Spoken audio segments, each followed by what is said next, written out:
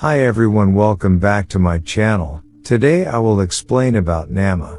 Naamah, also known as Nahima, Naamah or Eisheth Zenunim, is a figure in the Bible and Jewish mysticism.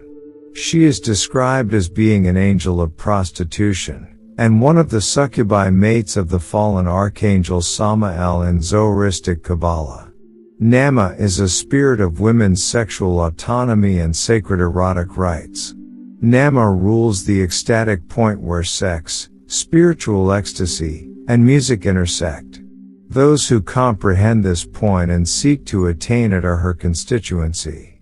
As she was mentioned as a demon, angel, succubus and human, it most likely that she can change her race at will.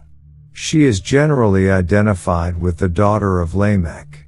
This Naamah is a counterpart to the one who appears in Genesis, and she is regarded, like her mortal counterpart, as a patron of divination and music. Her fellow succubi are Lilith Eisheth Zenunim and Agrat Bat Mahlat. These four have been called the grand succubi and queens of lust. She is also known as one of the four angels of prostitution. She is also known as the mother of divination or the charmer. Naamah's appearance is similar to Lilith, but Lilith is described as being more sensual, young and beautiful, and as one that corrupted the fallen angels and their leader Samael. History. Genesis. In the beginning Naamah was a human female created by God alongside Agrat and Eisheth to be potential mates for Adam in case he rejected Eve.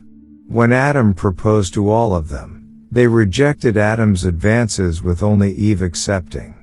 Naamah and her sisters then left Adam and Eve to their endeavors and were likely escorted out of the garden by Michael.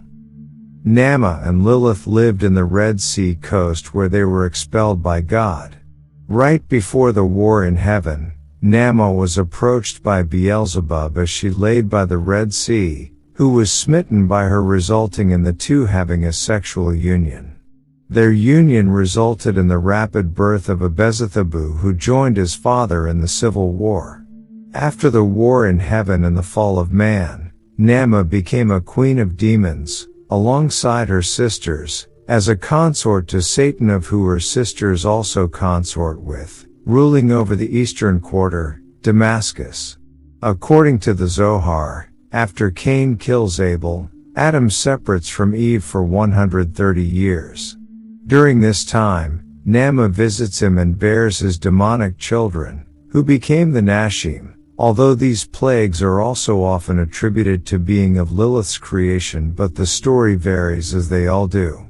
She along with the other succubi cause epilepsy in children. Fall of the Watchers. In another story from the Zohar, Naamah is said to have corrupted Samael and Azazel alongside the Nashim. As Naamah is a spirit of women's sexual autonomy and sacred erotic rights, she was the catalyst behind the Watchers lusting after the mortal women. It is said that both Naamah and the Nashim weaved a spell that would warp not just the appearance of the women, but also their spirits, into becoming supremely desirable even for divine beings like the angels. Their tainted souls would leave traces of spiritual ecstasy, and through Naamah's seduction of the Watchers, specifically Azazel and Samael through the art of music, the Watchers relented and laid with the human women. The acts of debauchery committed by the humans were also mostly because of Naamah's actions as well, and through each mound of sin absorbed into a goat, which then said goat is devoured by Azazel, allowed Naamah to ensnare Azazel's deteriorating mind and seduce the once great Watcher. She had Azazel whisper into the ears of mortals. As the Watchers began to lust for the mortal women, Azazel, like his brethren, began encouraging people to do even greater misdeeds, and people indulged, overindulged, even. And no one knew when to stop. Naamah quickly fled upon sensing the arrival of the archangels and thus survived God's wrath via the Great Flood. Seduction of Solomon. It is also believed that after the flood, Solomon had fallen under her spell as well, but mainly to convince the great king into releasing her son Abezathabu.